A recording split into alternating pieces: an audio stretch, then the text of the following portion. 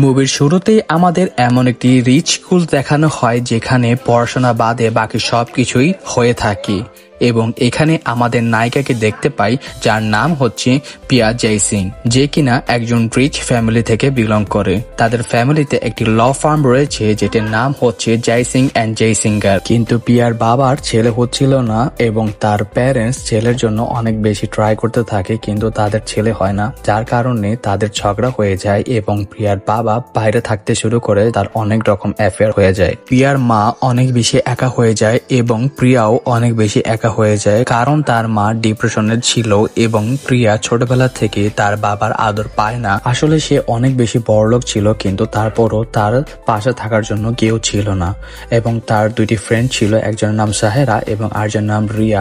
তারা ছোটবেলা থেকেই এই স্কুলে পড়াশোনা করছে এবং যেখানে প্রিন্সিপাল ছিল মিসেস ব্রিক্সা। আর এইদিকে পিয়ার দুই ফ্রেন্ড অনেক বেশি রেগেছিল এবং তার সাথে কথা বলছিল না। তখন প্রিয়া তাদেরকে বোঝানোর চেষ্টা করে যে বনফায়ারের রাতে তার কোনো দোষ ছিল না এবং তারপরও তারা তার সাথে কথা বলে না।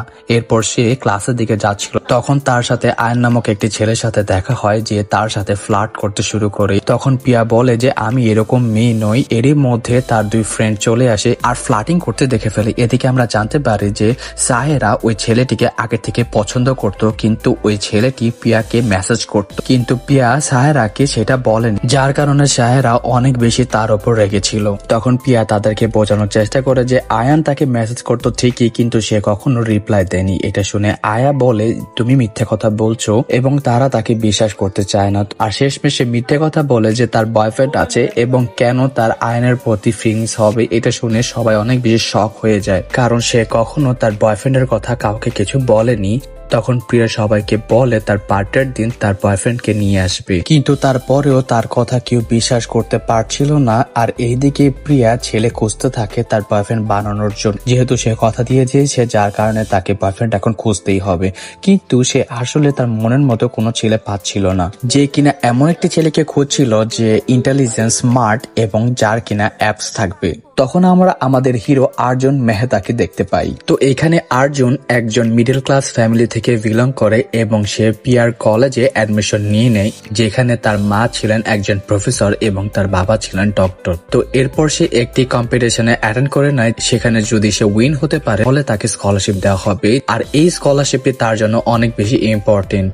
এরপরে ক্লাসের মধ্যে একটি ছেলে যখন তাকে বুলি করতে শুরু করে তখন সেই ছেলেটিকে তাকে কড়া কড়া জবাব দিয়ে দেয় এবং স্টাইল মারার জন্য সবাইকে তার অ্যাপস দেখিয়ে দেয়। তখনই প্রিয়া সেখানে চলে আসে এবং তাকে দেখে পারফেক্ট মনে হয় তার বয়ফ্রেন্ডের জন্য এবং তার সাথে কথা বলতে শুরু করে। তখন প্রিয়া আর্জুনকে ফেক বয়ফ্রেন্ড হতে বলে কিন্তু আর্জুন না করে দেয় এবং পরবর্তীতে প্রিয়া তাকে প্রত্যেক সপ্তাহে 20,000 টাকা দিতে চাইলে আর্জুন বলে তাকে 25,000 টাকা দিতে হবে। এতে প্রিয়া রাজি হয়ে যায়। এরপর আর্জুন প্রিয়াকে জিজ্ঞাসা করে আসলে তোমার ফেক বয়ফ্রেন্ডের কেন প্রয়োজন। তখন প্রিয়া বলে তার ফ্রেন্ড অনেক বেশি রেগে আছে এবং সে যদি এটা প্রমাণ করতে পারে যে তার বয়ফ্রেন্ড আছে এবং আয়নের প্রতি তার কোনো ফিলিংস নেই তাহলে তাদের ফ্রেন্ডশিপ আবার আগের মতো হয়ে যাবে, যার কারণে তাদের ছবি পোস্ট করতে হবে যেখানে আর্জুনের ফেস দেখা যাবে না। এরপর তার ফ্রেন্ড চেহারা দেখেও মনে করতে থাকে যে আয়নের প্রতি তার কোনো ফিলিংস নেই, তার আসলে একটি বয়ফ্রেন্ড রয়েছে এবং সে এসে প্রিয়ার কাছে ক্ষমাও চায়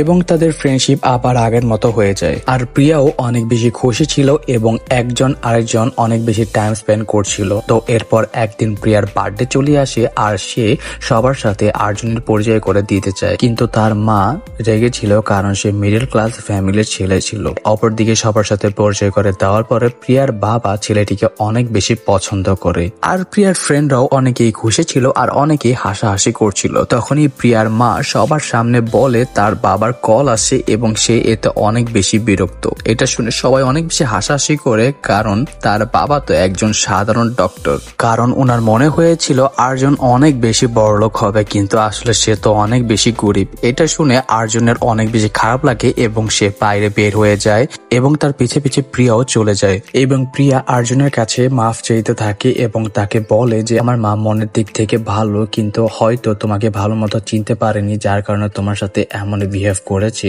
এরপরে আমরা দেখতে পাই প্রিয়ার বাবা সেখানে চলে আসে এবং তার বাবা বলে যে চিন্তা না করতে এবং তার বাবা আর্জুনকে ড্রপ করে দিয়ে আসার কথা বলে এবং তাদেরকে একসাথে ডিনার করার অফারও দেয়।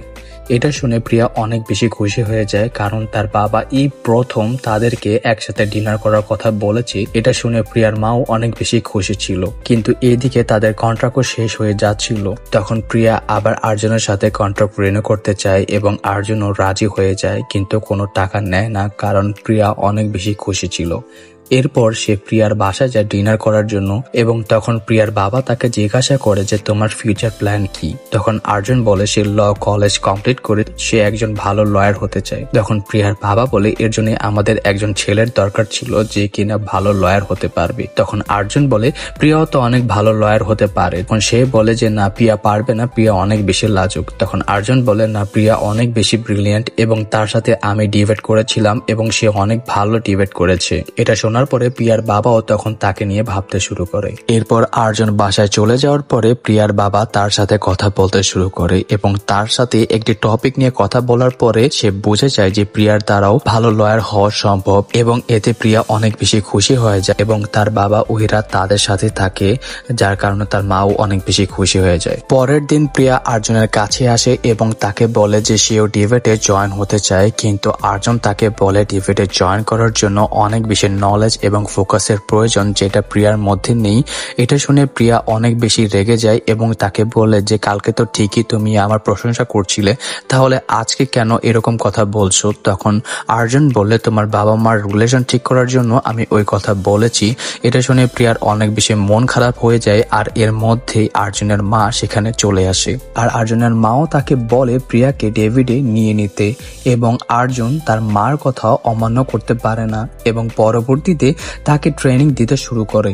এরপরে একদিন প্রিয়া এবং আর্জুন তার ফ্রেন্ডসদের সাথে ক্লাবে যায় এবং সেখানে গিয়ে সে দেখতে পারে যে সাহারা এবং আয়ান একজন আরেকজনের সাথে রিলেশনশিপে চলে গিয়েছেন। এটা দেখে প্রিয়া অনেক বেশি খুশি হয়, কিন্তু আয়ান আর্জুনকে বিভিন্নভাবে ইনসাল্ট করে কথা বলছিল আর এটা দেখে প্রিয়া অনেক বেশি রেগে যায় এবং তাদেরকে বলে ফার্দার যদি আর্জুনকে নিয়ে খারাপ কোনো কথা বলা হয় তাহলে তাদের ফ্রেন্ডশিপ নষ্ট হয়ে যাবে এবং এটা বলে তারা বাইরে বের হয়ে যায়। আর্জুন তার এই কর্মকাণ্ড দেখে অনেক বেশি অবাক হয়ে যায়, কারণ তার জন্য তার ফ্রেন্ডশিপ নষ্ট করতে প্রস্তুত। তো এরপর আর্জুন প্রিয়াকে তার গোল সম্পর্কে বলতে থাকে যে সে কিভাবে সুইমিং এ ফার্স্ট হয়ে স্কলারশিপটি পায় এবং এই কলেজে চলে আসে আর এরপর সে ডিবেটে ফার্স্ট হলে সে সবচেয়ে ভালো একটি ল কলেজে চান্স পেয়ে যাবে। এটা শোনার পরে প্রিয়া খুশি হয়তো ঠিকই, কিন্তু তাকে বলে যে তুমি তাহলে কেন অ্যাব্রোডে অ্যাপ্লাই করলে না। তখন আর্জুন বলে অ্যাব্রোডে স্টাডি করতে গেলে অনেক টাকার প্রয়োজন আর আমি চাই না আবার বাবা মার টাকা খরচ করতে। তো এরপরে প্রিয়া এবং আর্জুন অনেক ভালো বন্ধু হয়ে যায় এবং তারা অনেক বেশি টাইম স্পেন্ড করতে থাকে। দেখতে দেখতে 2 মাস চলে আসে এবং তাদেরকে মুম্বাই যেতে হতো আর প্রিয়ার বাসায় আজকে দিওয়ালি পার্টি ছিল, যেখানে আর্জুনও চলে আসে। তো এরপর সবাই অনেক বেশি এনজয় করছিল। এরই মধ্যে আমরা দেখতে পাই রুদ্র নামের একটি ছেলে আসে, যে কিনা প্রিয়ার অনেক ভালো বন্ধু ছিল। এটা দেখে আর্জুন অনেক বেশি জেলাস ফিল করতে থাকে এবং সে বলে তাকে এখন যেতে হবে, কারণ পরের দিন তাকে মুম্বাই যেতে হবে। এরপর প্রিয়া অনেক বেশি এনজয় করছিল এবং হঠাৎ করে তার বাবার ফোনে একটি মেসেজ দেখতে পায়, যেখানে তার বাবার গার্লফ্রেন্ড বলছিল যে সে প্রেগনেন্ট। এটা দেখে প্রিয়া অনেক বেশি মন খারাপ হয় এবং সে সেখান থেকে চলে যায়। আর প্রিয়ার মাও যখন এই টেক্সট দেখে তখন প্রিয়ার বাবার সাথে অনেক বেশি ঝগড়া হয়। প্রিয়ার মা মনে করেছিল যে সবকিছু হয়তো ঠিক হয়ে যাবে, কিন্তু সে তো বুঝতে পারে তার হাজবেন্ডের তার প্রতি কোনো ইন্টারেস্টই নেই এবং তার হাজবেন্ড বলে আমি তোমার সাথে অনেক হ্যাপি হতে চেয়েছিলাম, কিন্তু আমি হ্যাপি হতে পারিনি, তাই আমাদের উচিত এখন ডিভোর্স করে নেওয়া। আর এই সবকিছু প্রিয়া শুনে ফেলে এবং তার বাবার সাথে ঝগড়া করতে থাকে এবং সে বলে আপনি এটা আমাদের সাথে কিভাবে করতে পারেন। তখন প্রিয়ার বাবা বলে আমার সারা জীবন চলে যায় এটা ভাবতে ভাবতে যে আমার কেন একটা ছেলে হলো না। আর প্রিয়াও এটা মনে করে যে তার মেয়ে হওয়ার কারণে তার ফ্যামিলিতে আজকে এই অবস্থা। সে তার বাবাকে বলে আপনি আমাকে ভালো লাইফস্টাইল দিয়েছেন, আমাকে ভালো কলেজে অ্যাডমিট করিয়েছেন, কিন্তু হয়তো আপনি আমাকে ভালোবাসতেই ভুলে গেছেন এবং আপনি কখনো আমাকে টাইম দেননি। তাই আমি আপনার জন্য প্রে করব যেন আপনি আপনার সন্তানের জন্য একজন ভালো বাবা হয়ে উঠতে পারেন। এবং সে এটা বলে সেখান থেকে চলে যাওয়ার পরে তার অনেক খারাপ লাগছিল তাই তার ফ্রেন্ডসদের কল দিতে থাকে, কিন্তু তার কোনো ফ্রেন্ড তার কল রিসিভ করে না। তখন প্রিয়া রাগের মাথায় তার ফোনটা বাইরে ফেলে দেয় এবং তার ফোন বন্ধ হয়ে যায়। এরপর সে ডিসাইড করে যদি তার প্যারেন্টসের ডিভোর্স হয় তাহলে সে তার মার সাথেই থাকবে। এরপর আমরা দেখতে পারি পরের দিন আর্জুন যখন স্টেশনে যায় তখন প্রিয়াকে সে কল করতে থাকে, কিন্তু প্রিয়া কল রিসিভ করে না। তখন তার অনেক টেনশন হলে সে তার ফ্রেন্ডসদের কল দেয় এবং তার ফ্রেন্ডও কোনো কিছু বলে না, কারণ তারা মনে করছিল প্রিয়া হয়তো এসব কিছু আর্জুনকে জানাতে ইচ্ছুক নয়, যার কারণে আর্জুন অনেক বেশি টেনশনে ছিল এবং সে যখন ডেভিডে যায় তখনও সে প্রিয়ার কথা ভাবতে থাকে। এরপর আমরা দেখি প্রিয়ার মা রুদ্রদের বাসা যায়। এরপর রুদ্রের নানি প্রিয়ার মাকে বলে যে কেননা তুমি আমাদের প্যালেসের ডিজাইনটা করে দাও, কারণ প্রিয়ার মা একজন ইন্টেরিয়র ডিজাইনার। তো এটা শুনে প্রিয়া অনেক বেশি খুশি হয়ে যায়, আর তখনই তার মনে পড়ে সে তো আর্জুনের সাথে কথা বলেনি। আর কিছুক্ষণ পরে রুদ্র তার কাছে ফোন নিয়ে আসে এবং বলে যে তোমার ফোন আমি ঠিক করে দিয়েছি এবং নতুন সিমও লাগিয়ে দিয়েছি। এটা দেখে প্রিয়া অনেক বেশি খুশি হয়ে যায় এবং তাকে হাগ করে।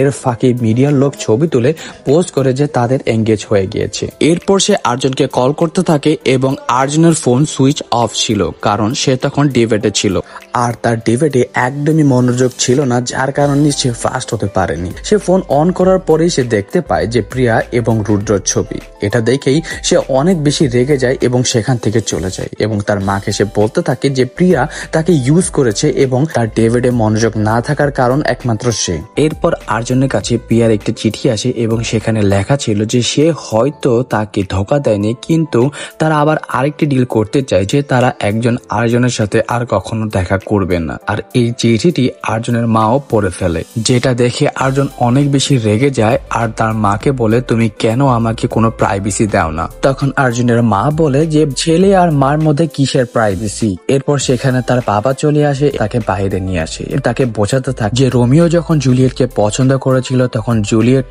অন্য কাউকে পছন্দ করত।